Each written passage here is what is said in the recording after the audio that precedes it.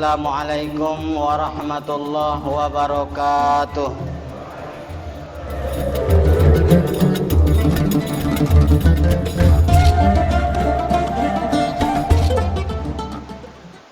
Alhamdulillahi rabbil alamin.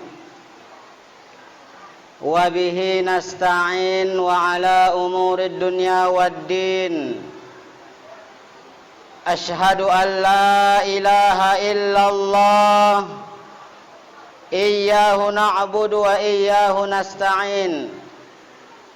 Wa ashhadu anna sayyidana wa nabiyyana Muhammadan abduhu wa rasuluhun nabiyul karim, alladzi la nabiyya wa rasula ba'dah.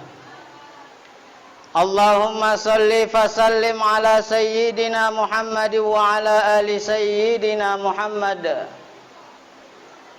Qala Allah ta'ala fi kitabihil karim, a'udzu billahi minasy syaithanir rajim, bismillahirrahmanirrahim. Ya ayyuhalladzina amanu taqullaha haqqa tuqatih wa la tamutunna illa wa antum muslimun. Wa qala ta'ala fi ayatil ukhra, ya ayyuhalladzina amanu taqullaha wa qulu qawlan sadida yuslih lakum a'malakum wa yaghfir lakum dhunubakum wa may yuti'illaha wa rasulahu faqad faza fawzan 'azima. Ibadallah, usikum wa nafsi bitaqwallah wa ta'atihi faqad fazal muttaqun. Hadirin sidang Jumat yang dimuliakan Allah Subhanahu wa taala. Pada kesempatan yang mulia ini, marilah kita bersyukur dengan ucapan alhamdulillahi rabbil alamin.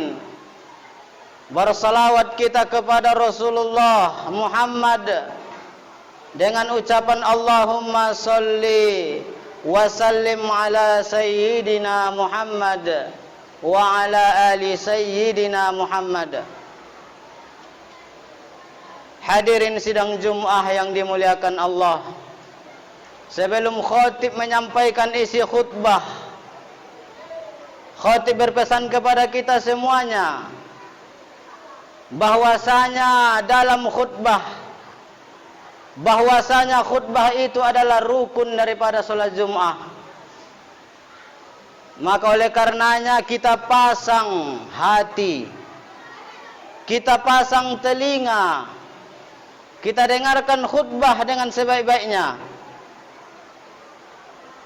Jangan sampai tertidur, mengantuk, apalagi kita menghayal. Hadirin sidang Jumat yang dimuliakan Allah, kenapa Nabi menyuruh ketika hari raya seorang wanita yang menyusui pun disuruh untuk datang ke lapangan melihat orang solat, walaupun zahirnya dia tak bisa solat. Wanita ketika itu dia berhalangan untuk solat, zahirnya dia tak bisa solat, tapi batinnya tetap ikut solat.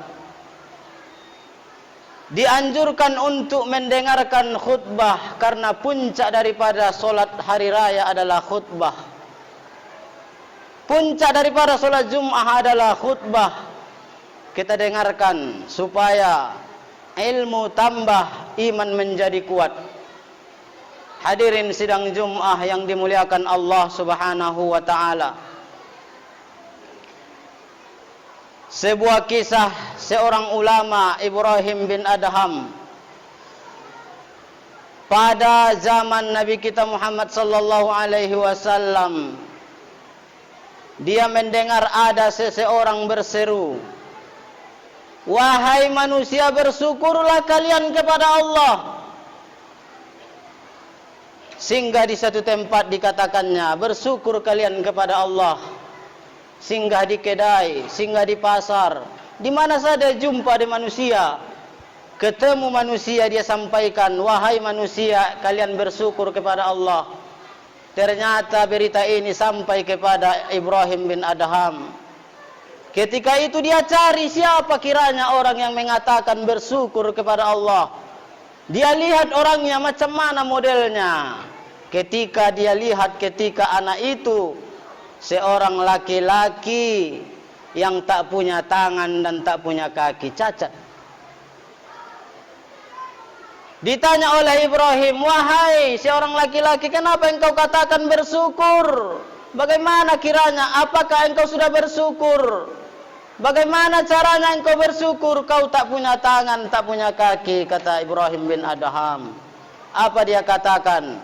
Wahai Ibrahim, walaupun saya memang tak punya tangan, tak punya kaki, tetapi ada dua kalimat yang sangat menjadi modal dalam hidup yang bisa membuat hatiku tenang, membuat hatiku bahagia, hidupku menjadi bermakna. Apa dia? Qalban syakiran wa lisanan zakiran. Qalban syakiran, hati yang bersyukur. Wa lisanan zakiran, lisan senantiasa ingat berzikir hanya kepada Allah Subhanahu wa taala. Hadirin sidang Jum'ah yang dimuliakan Allah Subhanahu wa taala. Dari kisah ini dapat kita ambil makna bahwasanya hati itu akan tenang ketika hati itu bisa terkoneksi dengan yang menciptakan hati. Siapa dia? Allah Subhanahu wa taala. Ala bizikrillah tatmainnul qulub, kata Allah. Tak bisa hatimu tenang, kata Allah, hanya ingat kepadaku, berzikir kepadaku, melaksanakan perintahku, hatimu bisa tenang.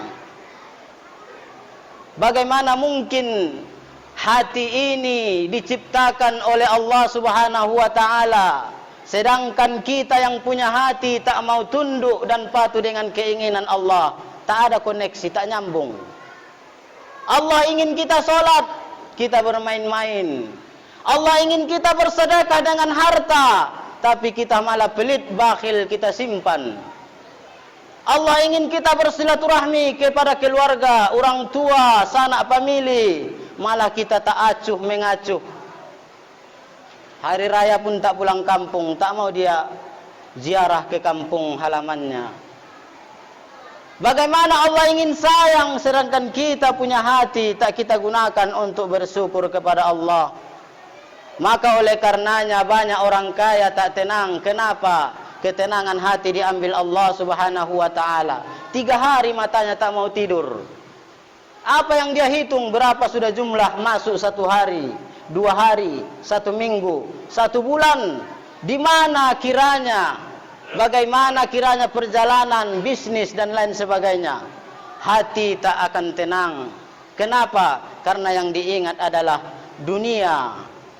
Padahal yang menciptakan hati, Sang Khalik Allah Subhanahu wa taala, dia lupa.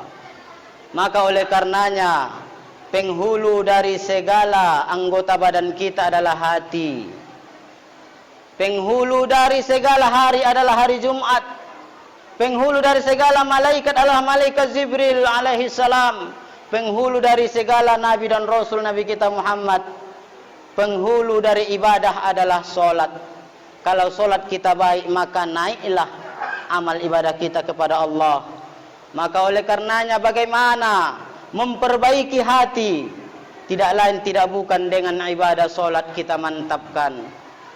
Wasta'inu bis sabri was salah, kata Allah. Kalau kau minta, kalau kau berdoa ingin dapat ketenangan, kata Allah, minta di dalam solat. Hadirin sidang Jum'ah yang dimuliakan Allah Subhanahu wa taala. Jangan sampai ketika nanti kita tiba-tiba bangkrut, maka menyesal di hadapan Allah Subhanahu wa taala. Nikmat menjadi orang kaya akan terasa ketika dia bangkrut. Oh, ternyata aku kalau kaya dulu dimuliakan orang rupanya kalau aku rajin sedekah. Oh, ternyata aku berbuat baik dulu menjadi orang kaya.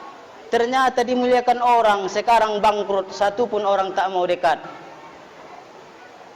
Nikmatnya menjadi orang sehat ketika dia sakit terasa. sayup-sayup suara azan masuk di telinganya ketika dia opname, ketika dia berbaring di rumah sakit, ketika dia tertidur tak bisa bergerak di tempat tidur rumahnya, barulah dia sadar nikmatnya rupanya kalau solat berjamaah di masjid. Sayup-sayup terdengar telinganya.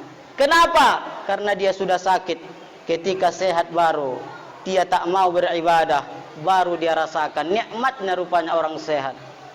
Nikmat ketika dia, nikmat akan terasa ketika dia muda, terasa ketika dia tua. Dulu rupanya aku ada energi, stamina, masih bisa kuat untuk berjalan, berdiri tegap. Ternyata sekarang aku sudah tua. Jangankan makan yang berat, makan pun sudah mulai tidak ada kekuatan. Barulah terasa nikmatnya ketika kita muda. Menyesal kiranya. Hadirin sidang Jumat yang dimuliakan Allah Subhanahu wa taala, jangan sampai kiranya kita menyesal. Maka nikmat yang besar adalah ketika kita menjadi orang kaya. Orang kaya yang memberikan hartanya di jalan Allah, rajin bersedekah, rajin membantu fakir miskin, menyantuni anak yatim, berinfak di masjid dan lain sebagainya. Nikmatnya menjadi orang sehat ketika sehat dia berzikir, ibadah, solat, tidak pernah tinggal. Di awal waktu sudah datang ke masjid. Orang sehat. Nikmatnya menjadi orang muda, maka ketika mudanya dia selalu kumandangkan azan. Tak dibiarkan yang tua-tua azan, dia duluan azan. Karena orang yang besar suaranya azan, itu adalah syariat Islam. Lebih kuat suara azan, makin besar suara azan, makin terdengar, makin tersiar agama Islam. Maka oleh karenanya ketika kita menjadi seseorang, apapun profesi kita, mari kita berdakwah, menyampaikan agama Allah, mengajak orang agar ruh kita ini diangkat oleh Allah Subhanahu wa taala, dimuliakan Allah Subhanahu wa taala. Jadi ustaz, jadilah ustaz yang baik, yang lurus. Berdakwah dengan hati, karena semua orang yang punya keikhlasan dengan hati berdakwah didengar orang. Kalau ada orang berdakwah tapi dia tidak jalankan, hatinya kotor, tak ada satupun yang mendengar. Begitu juga guru, begitu juga seorang ayah. Bagaimana mungkin anak itu mau sholat, kita main batu di lapo, kita main kartu, sholat kau nak, 10 kali pun kita pukul, tak ada hatinya mau sholat. Kenapa? Ayahnya tak sholat. Hadirin sidang Jumat yang dimuliakan Allah, sebelum kita menyuruh, kita perbaiki diri kita. Dengan perbaikan diri, koneksi hati kita yang mulia kepada Allah, maka disitulah Allah akan berikan hidayah melalui lisan kita. Apa yang kita ucapkan didengar orang, karena kita orang baik, hati kita ikhlas, jujur di hadapan Allah Subhanahu wa taala. Hadirin sidang Jumat yang dimuliakan Allah,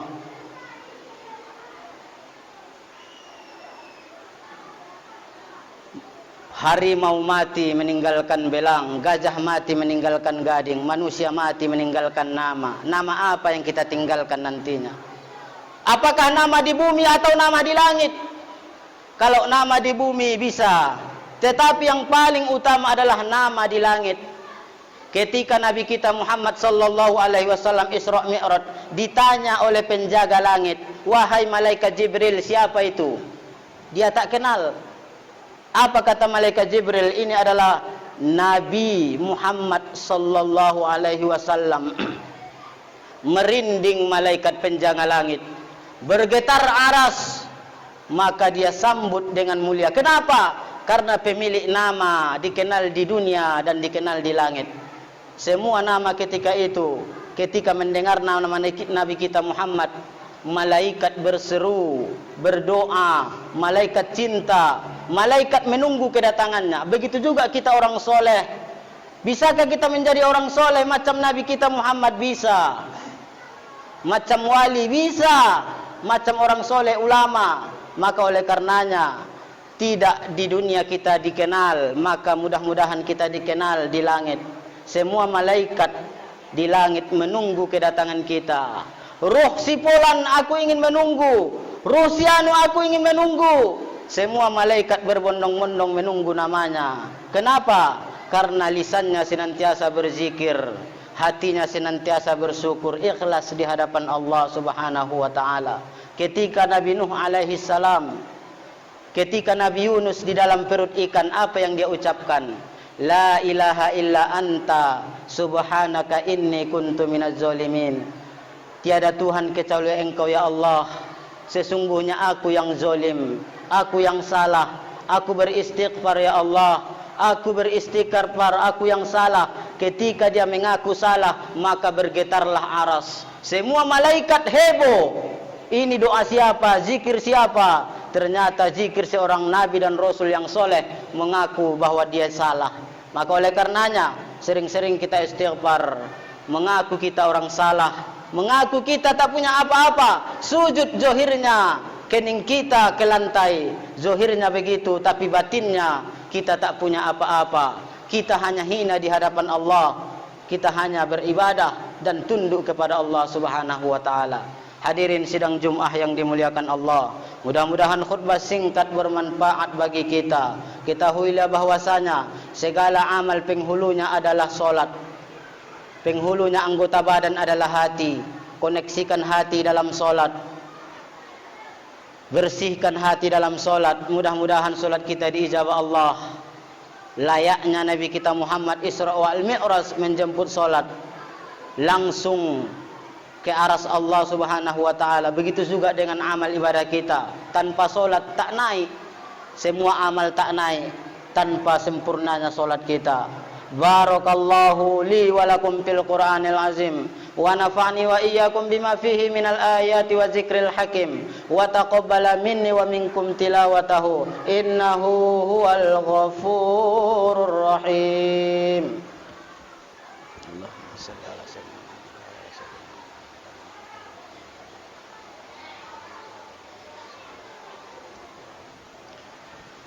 Alhamdulillahi rabbil alamin wa bihi nasta'in wa ala umurid dunya waddin. Ashhadu an la ilaha illallah iyyahu na'budu wa iyyahu nasta'in al-malikul haqqul mubin. Wa ashhadu anna sayyidana wa nabiyyana Muhammadan abduhu wa rasuluh allazi la nabiyya wa rasula ba'da. Qala Allah ta'ala fi kitabihil karim, a'udzu billahi minasy syaithanir rajim. Bismillahirrahmanirrahim. Wal 'asri innal insana lafi khusr illal ladzina amanu wa 'amilus solihati wa tawasaw bil haqqi wa tawasaw bis sabr. Demi masa kata Allah, Allah bersumpah, semua manusia merugi kecuali orang yang beriman dan beramal soleh dan nasihat menasihati dalam kebenaran. Macam manapun modelnya, caranya, melalui televisi, YouTube, berdakwah, bersahabat, bicara, tetap ada dakwah, mengajak di jalan Allah Subhanahu wa taala. Wa tawasaw bis sabr, nasihat menasihati dalam kesabaran. Maka oleh karenanya ada target menghadapi bulan suci Ramadan, ada target. Tahun lalu tak full ibadah puasa, tahun ini insyaallah aku targetkan full. Tahun lalu malas baca Quran, tahun ini full target, satu kali minimal khatam Quran. Orang yang khatam Quran nanti akan ditolong di padang mahsyar. Al-Quran yang menolong. Minimal satu kali khatam Quran dalam hidup. Maka oleh karenanya ada target. Hadirin sidang Jumat yang dimuliakan Allah. Wa qala ta'ala innallaha wa malaikatahu yusholluna 'alan nabi. Ya ayyuhalladzina amanu sallu alaihi wa sallimu taslima. Allahumma salli fa sallim ala sayyidina Muhammad wa ala ali sayyidina Muhammad kama sallaita ala Ibrahim wa ala ali Ibrahim wa barik ala sayyidina Muhammad wa ala ali sayyidina Muhammad kama barakta ala Ibrahim wa ala ali Ibrahim fil alamin innaka Hamidum Majid. Allahumma ighfir lil mu'minina wal mu'minat wal muslimina wal muslimat al ahya'i minhum wal amwat bi rahmatika ya arhamar rahimin. Allahumma anzilir rahmah wal maghfirah والهداية والعناية إلى إخواننا المسلمين في هذه قريتنا Pergadungan.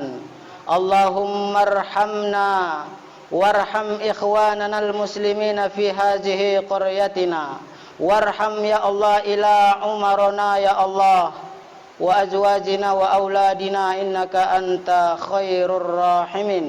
ربنا آتنا في الدنيا حسنة وفي الآخرة حسنة وقنا عذاب النار والحمد لله رب العالمين. عباد الله إن الله يأمركم بالعدل والإحسان وإيتاء ذي القربى وينهى عن الفحشاء والمنكر والبغي يعظكم لعلكم تذكرون فاذكروا الله العظيم يذكركم واسأله من فضل يعطيكم ولذكر الله أكبر. أقم الصلاة.